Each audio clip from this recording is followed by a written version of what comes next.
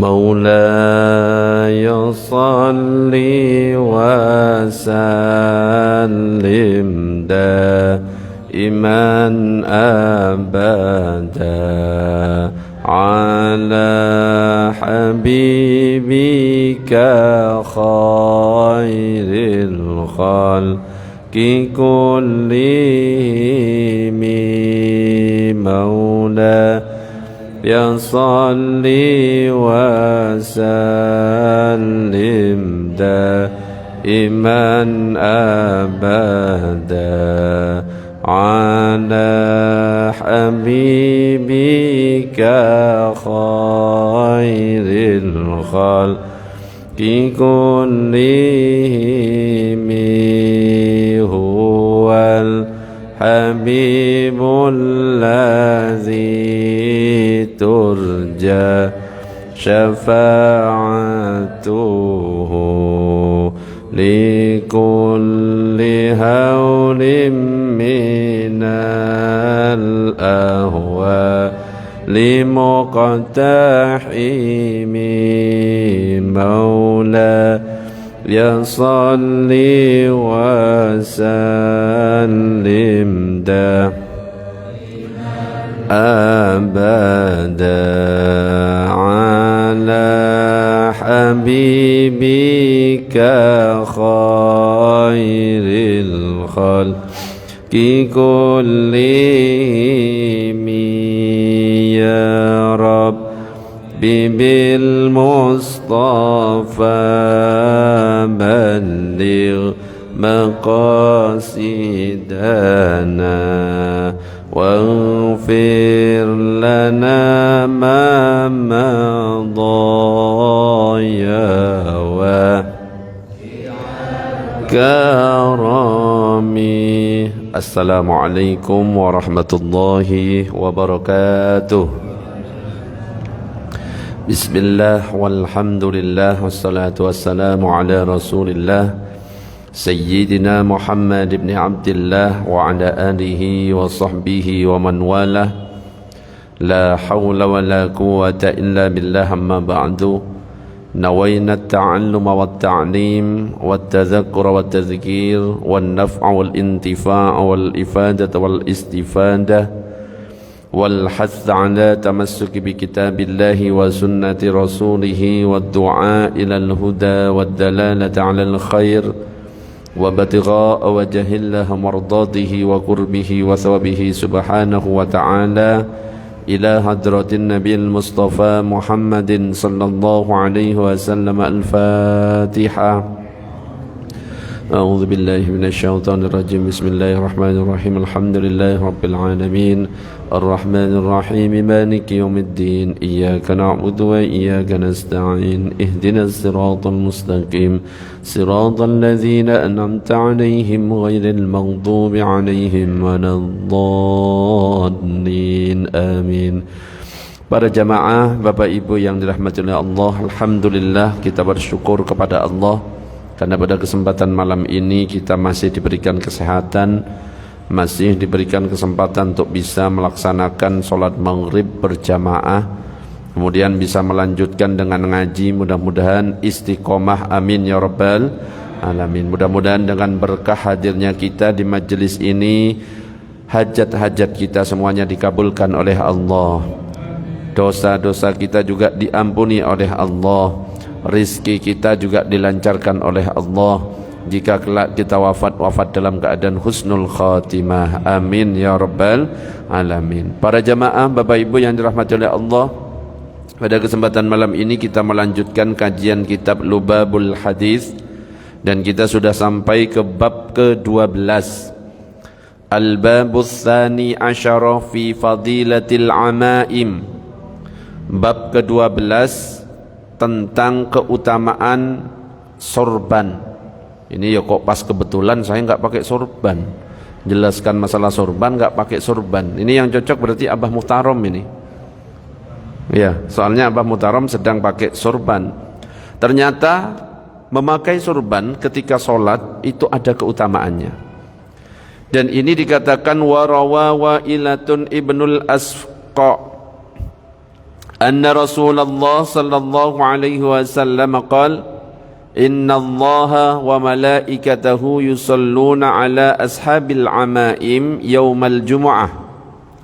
Diriwayatkan oleh Sayyidah Wa'ilah bin Al-Asqa bahwa Rasulullah sallallahu alaihi wasallam telah bersabda, sesungguhnya Allah dan para malaikatnya bersolawat kepada para pemakai surban pada hari Jumat. Jadi ada keutamaan sendiri kalau hari Jumat itu dianjurkan untuk memakai surban. Di antara keutamaannya adalah dikatakan di hadis ini Allah dan malaikatnya itu bersolawat kepada orang yang pakai surban. Solawatnya Allah yang enggak sama seperti solawatnya kita.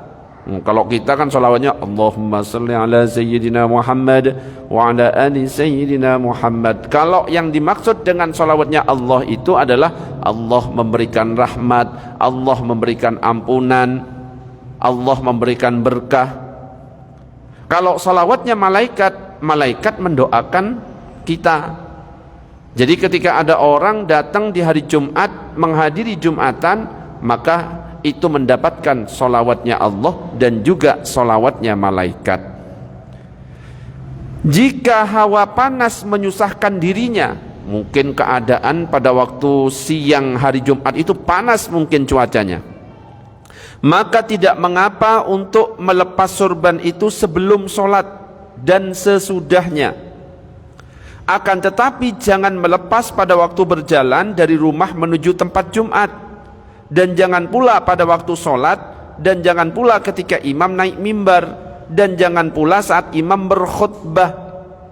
Jadi anjuran kita memakai surban ketika menghadiri sholat Jumatan itu adalah ketika orang berangkat dipakai surban itu, jangan dilepas, jangan malah dipegang, ditenteng, jangan, tapi kita pakai, mau diselempangkan di sini, mau diletakkan di kepala, pokoknya pakai. Saat nyampe di masjid kok cuacanya panas, seandainya nggak kuat, hawanya panas, mungkin nggak ber-AC, lepas. Tapi saat khutbah mulai pakai lagi. Jangan sampai surban itu dilepas dalam keadaan imam sedang berkhutbah atau imam sedang sholat, jangan. Tapi kalau mau dilepas ketika sudah nyampe di masjid, boleh dilepas karena udaranya panas. Ketika khotib sudah mau naik mimbar, pakai lagi. Ketika sholat tetap dipakai, kalau sudah selesai lepas. Tapi kalau misalkan cari yang paling afdol, ya dipakai terus, mulai dari berangkat sampai selesai sholat Jumat, nyampe ke rumah, maka itu cara yang paling afdol. Dan caranya pakai surban itu macam-macam. Ada yang dikalungkan kayak Abah Muhtarom, boleh. Ada yang diletakkan di kanan, boleh. Ada yang diletakkan di kiri, boleh. Ada yang dikalungkan terus diletakkan ke belakang, kanan, kiri. Yang kanan di seperti ini, boleh. Nah, kebetulan kok yang nggak bawa surban, jadi nggak bisa dipraktekkan. Ada yang diletakkan di kepala atau imamah. Jadi macam-macam caranya, dan itu mendapatkan kesunahan kalau kita niatkan ikut baginda Nabi Muhammad sallallahu alaihi wasallam. Loh, kenapa? Karena yang bersurban itu bukan cuma Nabi saja.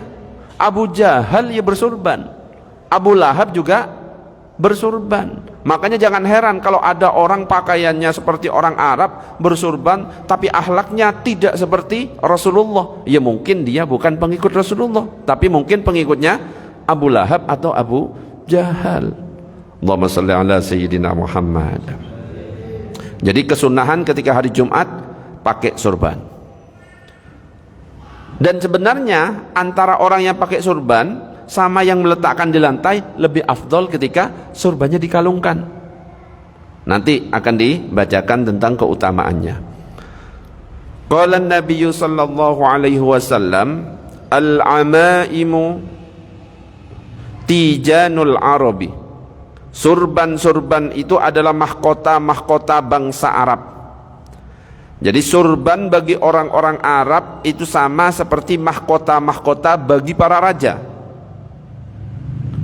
Makanya kalau kita mungkin pernah berangkat haji dan umrah, ya kita lihat Ya, di Mekah, di Madinah, orang-orang Arab semuanya pakai surban. Macam-macam, ada yang dibentuk kerudung, ada yang dibentuk imamah dililitkan, ada yang cuma diselempangkan, ada yang di kanan di kiri. Tapi kalau di Mekah itu biasanya dibentuk kerudung kayak Syekh Sudes ketika ngimami.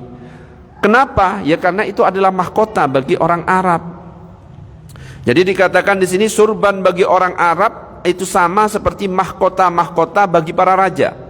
Karena sesungguhnya mereka mayoritas orang Arab yang berada di pedalaman, kepala-kepala mereka dalam keadaan terbuka, dan yang bersurban di antara mereka sedikit. Jadi yang membedakan antara orang yang berderajat tinggi dengan yang berderajat rendah, ya surbannya itu. Makanya orang Arab pakai surban semuanya.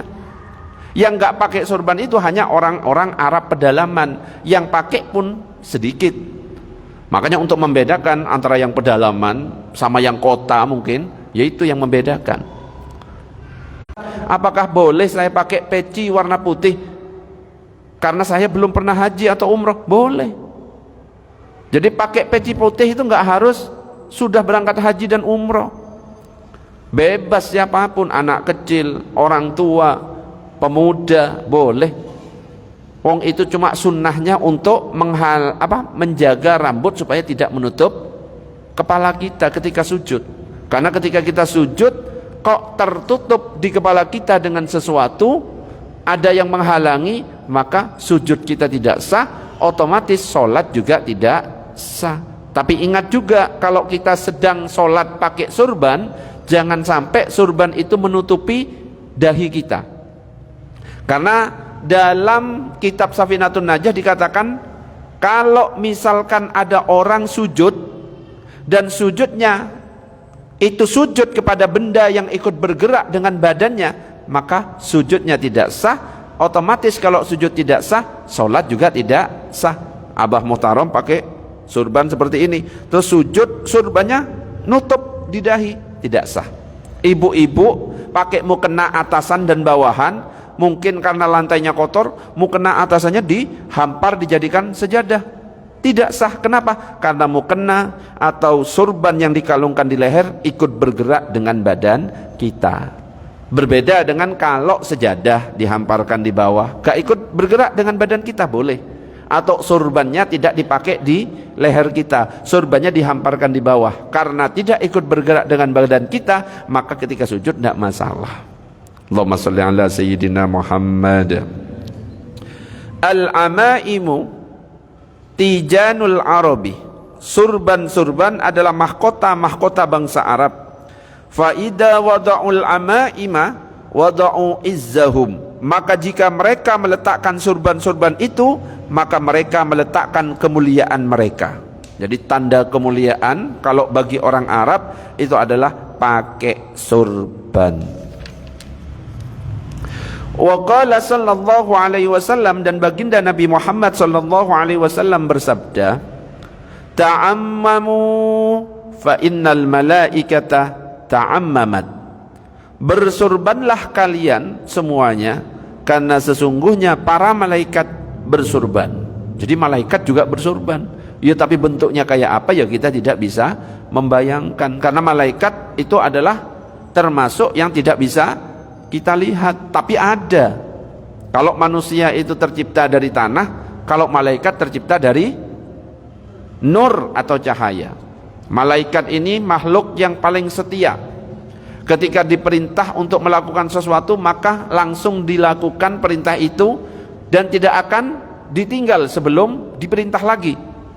Makanya ada malaikat yang sampai sekarang sujud terus, karena Allah memerintahkan kamu sujud, tugasnya sujud terus, dan gak akan berdiri malaikat itu sampai Allah memerintahkan untuk berdiri. Ada yang tugasnya ruku terus, ada yang tugasnya tasbih terus, subhanallah walhamdulillah wala ilaha illallah wallahu akbar. Ada tugasnya yang niup trompet, malaikat siapa? Israfil. Sampai sekarang ya posisinya niup trompet, gak ditinggal trompetnya. Mungkin karena kiamatnya masih lama ditinggal, gak berani malaikat. Kalau tugasnya niup trompet ya sudah gini.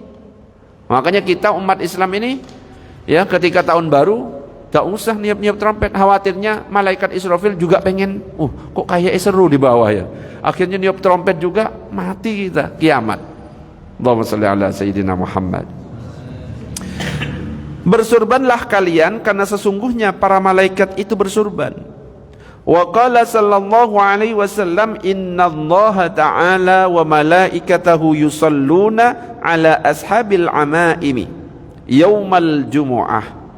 Dan telah bersabda baginda Nabi Muhammad sallallahu alaihi wasallam, sesungguhnya Allah dan para malaikatnya bersolawat, mengagungkan, yaitu bersolawat, memberikan rahmat, yaitu bersolawat. Kalau malaikat mendoakan, sesungguhnya Allah dan para malaikatnya bersolawat, yakni mengagungkan kepada para pemakai surban, yaitu orang-orang yang mengenakan surban pada hari Jumat. Loh, bagaimana kalau misalkan melakukannya di selain hari Jumat? Juga sunnah, kalau kita niatkan untuk mengikuti baginda Nabi Muhammad SAW. Jadi kalau kita melakukan sesuatu diniatkan ikut Nabi, pahala. Contoh siwak, coba siwak itu kan untuk membersihkan gigi dan supaya mulut kita tidak bau. Sikat gigi juga fungsinya sama. Kira-kira lebih enak mana pakai siwak dengan sikat gigi? Kalau dilihat enaknya ya sikat gigi. Tapi kalau ditanya yang lebih afdol mana, tetap yang lebih afdol juga dapat sunnah karena ikut caranya Nabi, dapat double.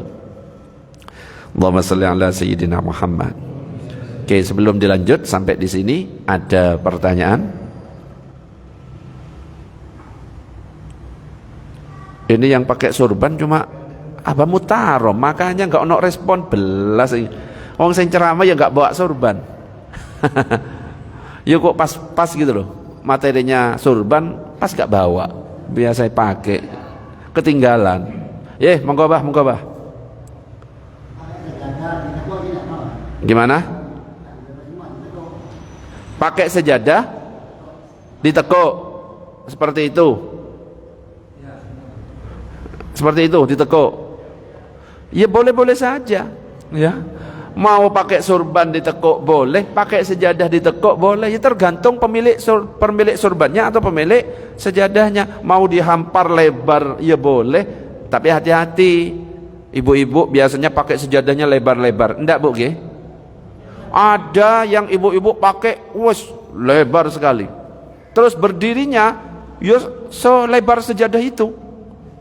Dan enggak mau diinjak sama jamaah yang lain. Itu hati-hati. Kadang-kadang yang membuat sejadah itu bukan orang Islam. Justru orang di luar Islam, supaya apa? Orang Islamnya ketika sholat safnya tidak rapat, bercerai-berai.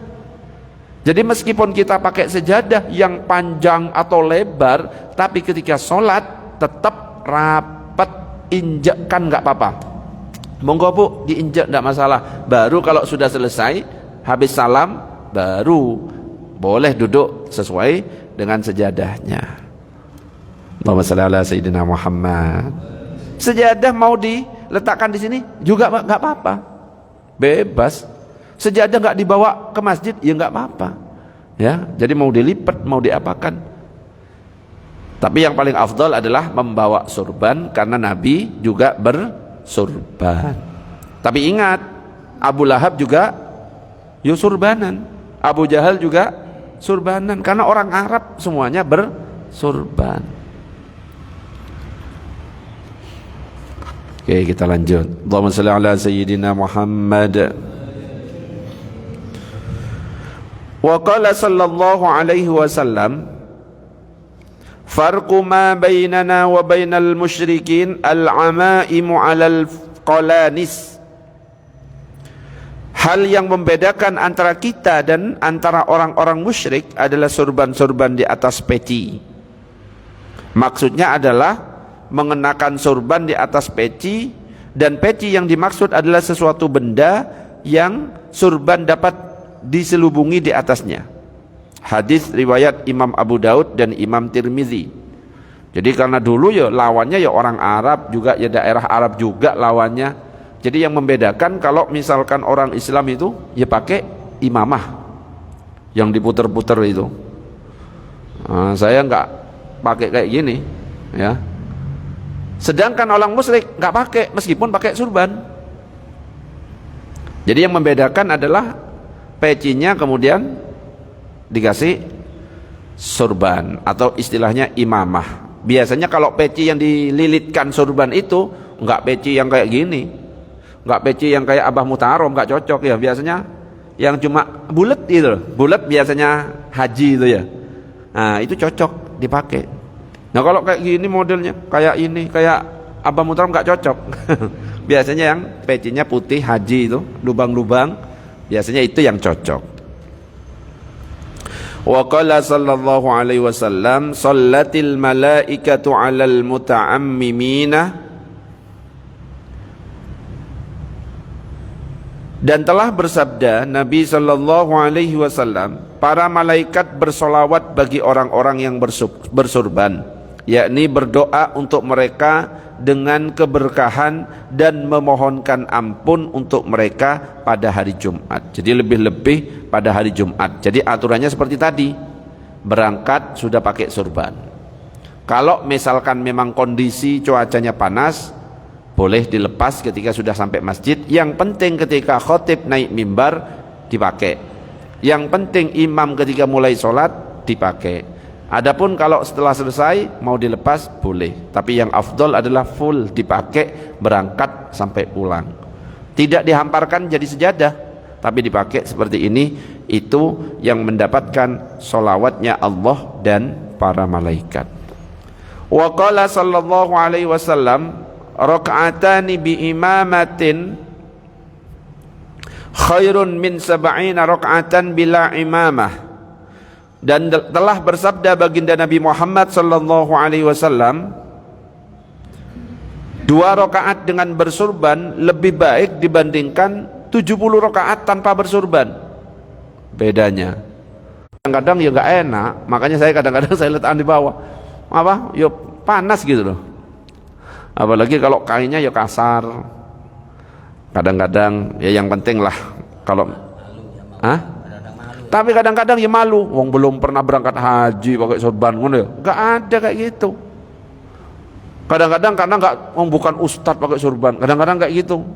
Bukan ustadz atau tidak, bukan haji atau tidaknya. Itu sunnah. Kalau kita niatkan ikut Nabi, tetap dapat pahala. Allahumma shalli ala sayyidina Muhammad. Telah berkata Syekh Al-Manawi, karena sesungguhnya solat adalah berada di hadapan Sang Maharaja, yaitu Allah, dan masuk ke hadapan Sang Maharaja dengan tanpa kerapian adalah menyalahi tata krama. Jadi salah satu bentuk adab kita itu rapi ketika menghadap Allah, dan salah satu bentuk kerapian ya lengkap, pakai baju koko, ya pakai sorban. Ya kita tiru Imam Malik itu. Imam Malik hanya mau membaca hadis. Hadis itu kan ucapan-ucapan Nabi. Itu Imam Malik mandi dulu, pakai minyak wangi, pakai jubah, pakai imamah, pakai surbannya diselendangkan, menghadap kiblat, baru qala Rasulullah sallallahu alaihi wasallam. Itu saking apa? Penuh tata kramanya. Lah ini menghadap Allah. Harusnya seperti itu. Jangan malah pakai kaos bola ya karena Piala Dunia ya, Ronaldo gitu ya, wis gagal Ronaldonya. Messi enggak usah ya. Kalau bisa ya pakai baju koko, punggung jangan sampai ada tulisan-tulisannya, sing polos, supaya yang belakangnya tidak terganggu. Ibaratnya kalau misalkan kita diundang oleh menteri, diundang oleh gubernur, pasti kita akan pakai pakaian yang paling rapi, akan pakai pakaian yang paling bagus. Bahkan acaranya jam 10, jam 6 kita sudah mandi, sudah berangkat duluan. Kenapa? Karena kita menganggap bahwa itu undangan penting. Lah ini undangan dari Allah, pakaiannya seadanya, pakai celananya celana training, habis dipakai main bola dan lain sebagainya. Ya jangan, kalau bisa harus bersih, suci. Makanya pernah saya jelaskan, salah satu syarat sahnya sholat itu suci dari hadas dan najis. Bahkan kalau dalam mazhab Syafi'i, pendapat yang paling kuat, kalau ada orang sholat kemudian selesai sholat mau pulang, lah kok ketahuan di badannya atau di pakaiannya, loh kok ada najis, maka sholatnya batal, diulangi. Kenapa? Karena suci dari najis termasuk syarat sahnya sholat. Bahkan di sini kalau nggak salah, Ustadz, gimana kalau saya lupa malam harinya berhubungan suami istri, lah besok paginya ngimami sholat subuh, coba kira-kira ya apa? Kalau ingatnya pas lagi kunut, gimana Ustadz? Nah, kalau lagi kunut ya langsung keluar, digantikan yang belakangnya. Saya belum mandi wajib, batal langsung. Nah kalau ada jamaah yang tahu kalau imamnya belum mandi wajib, ya nggak boleh bermakmum. Tapi kan yang jadi masalah kadang-kadang makmumnya nggak tahu, yang lupa imamnya. Nah Ustadz, wis selesai, wis buyar, makmumnya wis pulang semuanya, saya baru ingat di rumah waktu ngopi, ya belum mandi wajib. Gimana? Makmumnya sah, imamnya yang harus mandi wajib kemudian ngulangi. Allahumma shalli ala sayyidina Muhammad. Ada pertanyaan sebelum dilanjut? Monggo. Belum ya, ya. Iki biar banyak pertanyaan, ini caranya gimana ini? Yang dibahas bukan surban berarti, tapi urutannya surban. Kita lanjut aja. Wa qala sallallahu alaihi wasallam, ta'ammamu fa inna syayatina la tata'ammamu. Bersurbanlah kalian karena sesungguhnya para syaitan tidak bersurban. Kalau malaikat tadi bersurban, syaitan tidak bersurban. Bukan berarti yang nggak bersurban ini syaitan semuanya, bukan ya. Saya yang nggak bersurban sekarang ya. Di sini dikatakan setan itu tidak bersurban, malaikat itu bersurban. Wa qala sallallahu alaihi wasallam, al-amaimu simal malaikati fa arsiluha khalfa zuhurikum. Surban-surban itu sebagai tanda para malaikat, maka julurkanlah oleh kalian surban itu ke belakang punggung kalian. Jadi seperti yang saya jelaskan tadi, macam-macam cara surban. Ada yang dikalungkan, ada yang dijulurkan dari depan ke belakang, ada yang letaknya di kanan, ada yang letaknya di kiri, ada yang letaknya di kepala. Kalau ulama fikih, kanan tempatnya. Kenapa? Karena memang Nabi itu senang tempatnya yang kanan, kiri. Nabi juga pakai imamah, pakai yang di kepala. Jadi macam-macam caranya. Wa qala sallallahu alaihi wasallam, tasawwamu fa innal malaikata qad tasawwamat. Buatlah tanda oleh kalian karena sesungguhnya para malaikat sungguh membuat tanda. Jadi Syekh Ibnu Hajar dalam kitab Tanbihul Ahyar itu mengatakan, sungguh Nabi telah memerintahkan kepada kita agar mengenakan pakaian yang paling bagus yang dapat kita temukan, dan hendaknya memakai wangi-wangian dengan yang paling harum yang dapat kita jumpai, dan hendaknya mengenakan pakaian putih. Jadi salah satu kesunahan untuk bapak-bapak, pakai baju yang bagus, yang berwarna putih, wangi. Kalau bapak-bapak wanginya tercium, kalau ibu-ibu boleh pakai minyak wangi hanya untuk menghilangkan bau badan. Kecuali kalau di kamar bersama suami, silakan mau pakai minyak wangi yang menyengat. Pada hari raya, coba sekarang ada pertanyaan, ada baju putih tapi tidak baru, ada baju tidak warna putih baru, ada baju baru gak warna putih, ada baju putih tapi gak baru. Kira-kira kalau hari raya pilih yang mana? Yang baru tapi gak putih, atau putih tapi gak baru? Kalau hari raya pilih yang mana? Faham maksudnya? Kalau kita hari raya, ada yang baru tapi nggak putih, ada putih tapi nggak baru. Kira-kira yang kita pakai yang mana? Yang sunnah menurut Rasulullah yang mana? Berarti milih yang putih tapi nggak baru. Ternyata di sini dibahas pada hari raya diprioritaskan mengenakan pakaian yang paling bagus meskipun tidak warna putih, daripada kita pakai baju putih tapi nggak bagus. Jadi kalau hari raya afdalnya yang baru. Syukur-syukur baru warna putih. Kalau ada pilihan baru tapi nggak putih, putih tapi nggak baru. Pilih yang paling baru, ya. Itu untuk hari raya.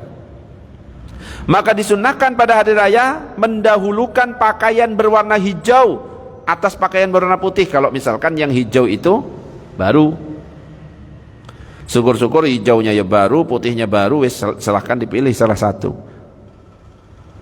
Akan tetapi tidak secara mengkhususkan pada pakaian berwarna hijau saja, namun setiap pakaian yang memiliki warna sama seperti ketentuannya, yang penting baru. Iya.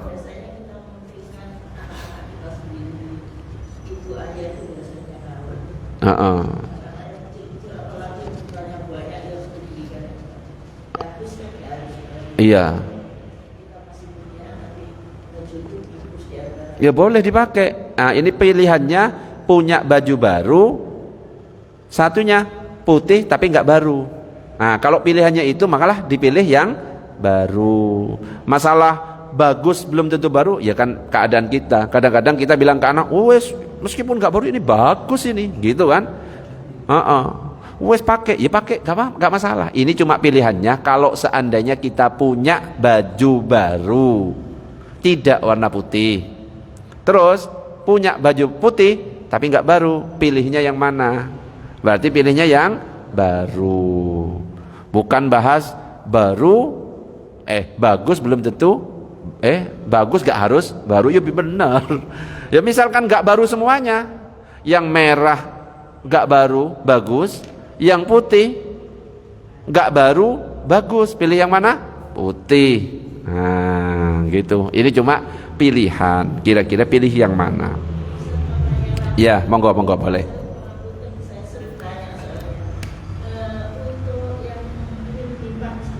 Boleh.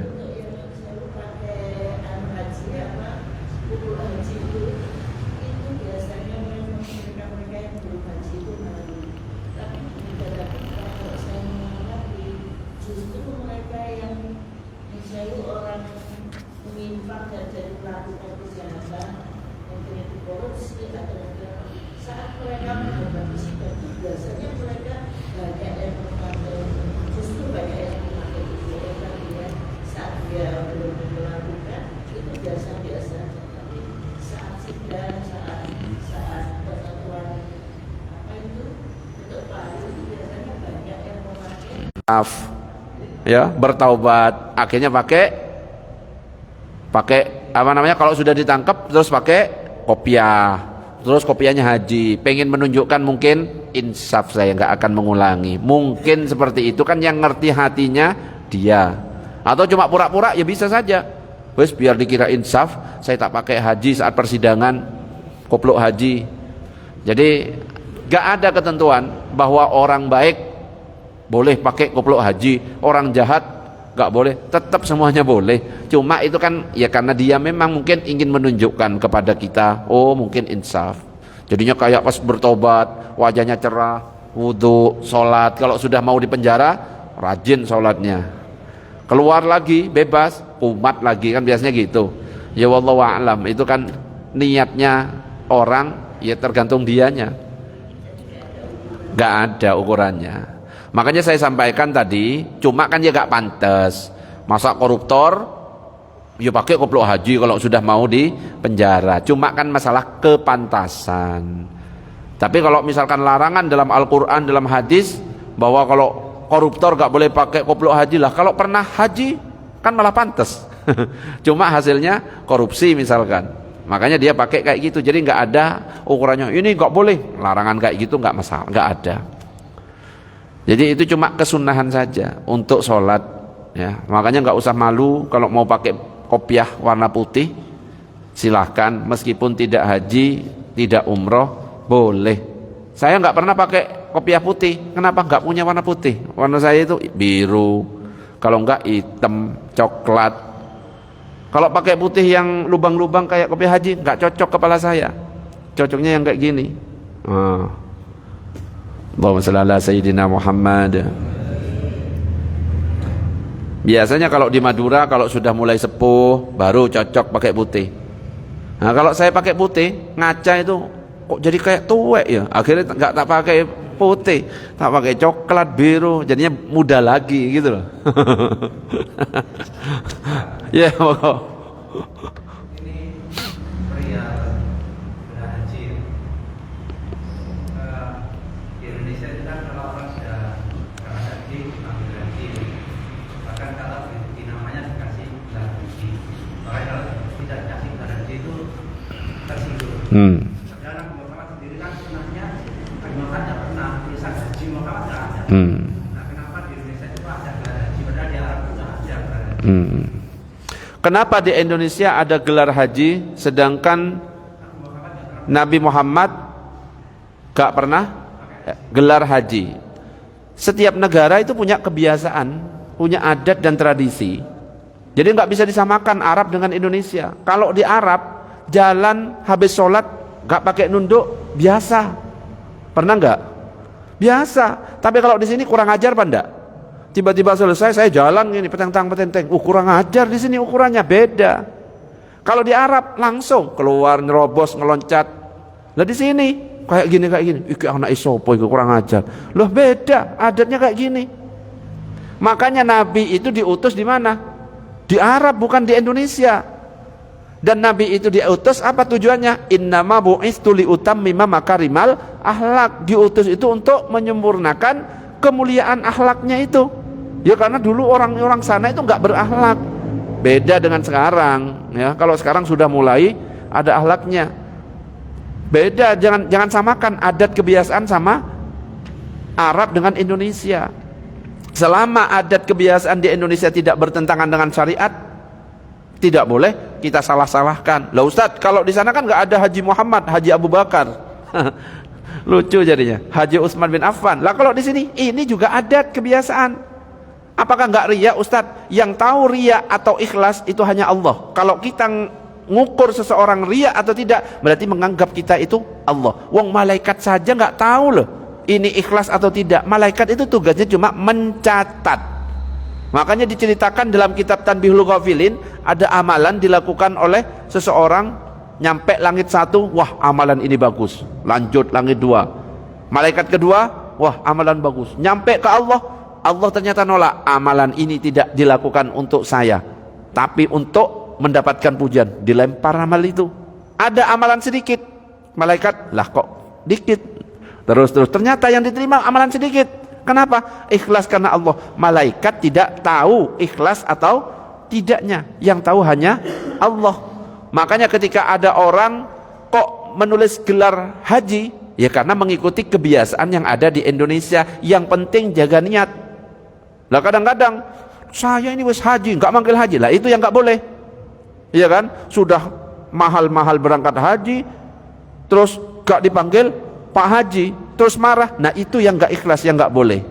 Jadi meskipun ditulis karena ikut kebiasaan penulisan gelar di Indonesia kayak gitu, yang penting mau dipanggil haji enggak, wes santai. Kenapa? Karena bukan gelar haji itu yang mulia di sisi Allah, tapi yang siapa? Yang bertakwa. Kalau nggak dipanggil haji nggak noleh. Nah itu yang nggak boleh. Berarti dia berangkat haji tujuannya bukan karena Allah, tapi karena ingin dipanggil Pak Haji, itu yang tidak boleh. Jadi adat kebiasaan bukan selalu tidak boleh, yang penting tidak bertentangan. Mungkin ya bisa ngasih motivasi kepada yang lain, ini masih muda sudah haji, kapan ya saya bisa berangkat haji, saya tak nabung, lah itu baru boleh. Jadi yang nggak boleh kayak tadi ya, kalau dipanggil haji marah, tersinggung, nggak boleh kalau kayak gitu. Itu yang dilarang keras. Allahumma shalli ala sayyidina Muhammad. Oke, lanjut dulu. Ada pertanyaan dulu sebelum dilanjut? Monggo, Bah. Ya.